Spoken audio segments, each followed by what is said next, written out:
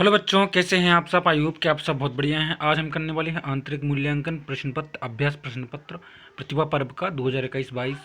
और 17 जनवरी को आपका एग्ज़ाम होना है, ये आपको पता होगा। शायद आपने अगर नोटिफिकेशन नहीं देखा तो आप अगर मुझे कमेंट बॉक्स में बताएंगे तो मैं आपको नोटिफिकेशन की डिटेल जानकारी दे दूँगा। ठीक है बच्चों, चलिए शुरू करते हैं। इसी के आधार पर प्रश्न पत्र आपका आएगा।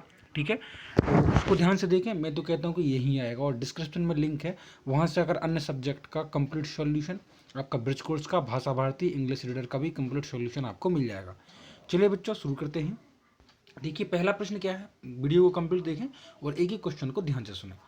रतौंधी रोग किस विटामिन की कमी से होता है। तो बच्चों रतौंधी जो रोग है एक इस प्रकार से रोग है कि आपको जैसे ही शाम होती है तो आपको दिखाई देना कम हो जाता है।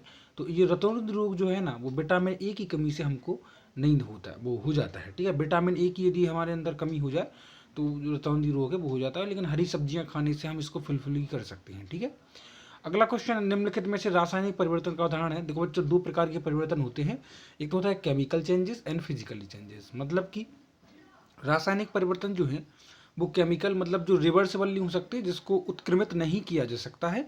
और फिजिकल चेंजेस मतलब भौतिक परिवर्तन जिनको हम उत्क्रमित कर सकते हैं, जैसे कि कपड़े को गीला करके हम सुखा सकते हैं। ठीक है बच्चों, फिर गीला करके फिर सुखा सकते हैं। तो ये एक प्रकार का क्या है, उत्क्रमित हो सकता है, यानी फिजिकली भौतिक चेंज है। लेकिन मैं कहूँ यदि आपसे कहा जाए कि दूध से दही जम बन गया, लेकिन दही से फिर से दूध नहीं बन सकता, इसलिए यह जो ऑप्शन नंबर सा है बिल्कुल सही हो जाएगा। ठीक है, क्योंकि ये रासायनिक परिवर्तन है, भौतिक परिवर्तन उसको बदला जा सकता है। कीड़ों को पकड़कर अपना आहार बनाने वाली पादप का नाम क्या है। तो बच्चों ऐसा एक पौधा भी है जो कीड़ों को पकड़कर खाता है। अपने जो फूल होते हैं उसके उस पर एक चिपचिपा पदार्थ लगा रहता है। ठीक है, उस पर एक ढक्कन भी लगा रहता है। जैसे ही कोई कीड़ा मकोड़ा उस पर बैठता है, वो चिपचिपा पदार्थ उसको अपनी ओर खींच लेता है, चिपका लेता है और ढक्कन जो है बंद हो जाता है। उसका नाम है घटपर्णी। ठीक है बच्चों, चलिए शुरू करते हैं नेक्स्ट क्वेश्चन। पादपों में जल का परिवहन होता है। तो पादपों में जल का और भोजन का परिवर्तन जो परिवहन है, एक जगह से भोजन जो है जड़ से पहुंचता है सभी जगह, वो होता है फ्लोएम के द्वारा। लेकिन जो जल का परिवहन है वो करता है क्या, तमाम अंगों में पेड़ पौधे की जाइलम के द्वारा। ठीक है, अगला है श्वेत प्रकाश कितने वर्णों का मिश्रण होता है। श्वेत प्रकाश मतलब सफ़ेद जो रंग होता है, तो उसमें सात, यदि हम सातों को मिला दें, याद रखना कितने, सात, तो सात कलर को मिला दे तो सफ़ेद बन जाएगा। ठीक है, जैसे आप देखते हैं धूप, धूप का कलर कैसा होता है, सफ़ेद, लेकिन एक्चुअली में उसमें सात रंग मिले हुए हैं जो हमें इंद्रधनुष के माध्यम से दिखाई भी देती हैं। ठीक है, अगला क्वेश्चन क्या है, खाली स्थान दिए गए हैं कि इंद्रधनुष मौसम में दिखाई देता है। कौन सी मौसम में, तो इंद्रधनुष आपको पता होनी चाहिए बच्चों, वर्षा काल में दिखाई देता है। जब बरसात होती है तो हमें इंद्रधनुष दिखाई देता है। अगला है दंड चुंबक में ध्रुवों की संख्या होती है। तो देखो बच्चा, ध्रुवों की संख्या ऑलवेज दो होती है, ध्यान रखना क्या, दो। एक तो होता है नॉर्थ और एक होता है साउथ। ठीक है, अगला है, अगला क्वेश्चन है अम्ल नीले लिटमस को कैसा कर देता है। तो बच्चों अम्ल जो है वो नीले लिटमस को लाल कर देता है। कैसा कर देता है, लाल। ठीक है, और जो बेस है, बेस मतलब क्षार, वो नीले लिटमस वो लाल लिटमस को नीला कर देता है। ठीक है, तो अब हम चलते हैं नेक्स्ट पर। लोहे पर जंग लगना कैसा परिवर्तन। देखो बच्चों, लोहे पर जंग लग जाती है। अब जंग को हम लोहे में तो बदल नहीं सकते ना, इसीलिए यह एक रासायनिक परिवर्तन है। चालन, ठीक है, चालन डैश तथा विकिरण ऊष्मा स्थानांतरण के प्रक्रम है। तो इसमें आ जाएगा आपका संवहन, क्या आ जाएगा, संवहन, यानी चालन, संवहन और विकिरण ऊष्मा स्थानांतरण के परिवर्तन है। तो इसमें संवहन जो है सही आंसर हो जाएगा।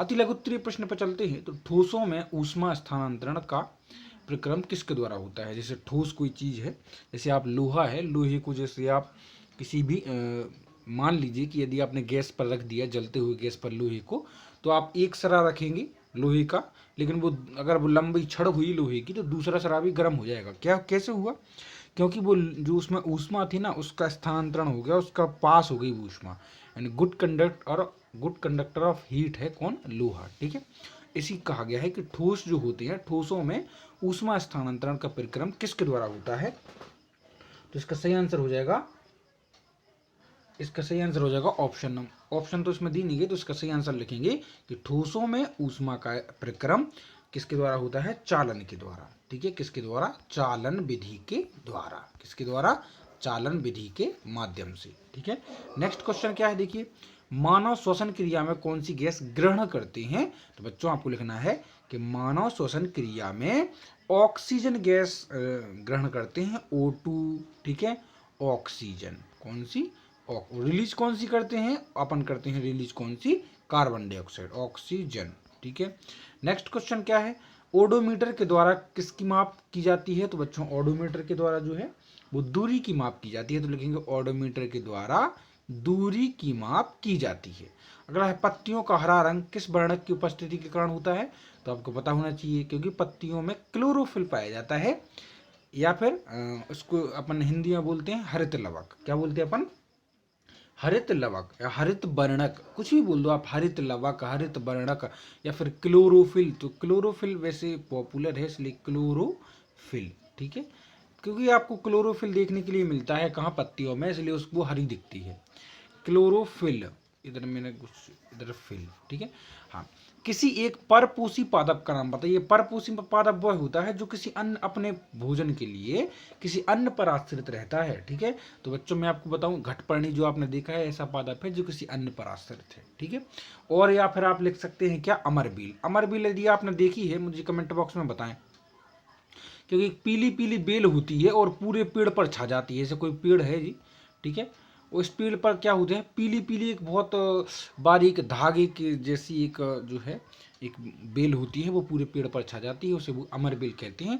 जिस पेड़ पर छा जाती है उसी पेड़ से न्यूट्रिशन लेकर अपना भरण पोषण करती है, ने? अगला क्वेश्चन है आपको, आप दिए गए हैं क्या? खालिस्तान।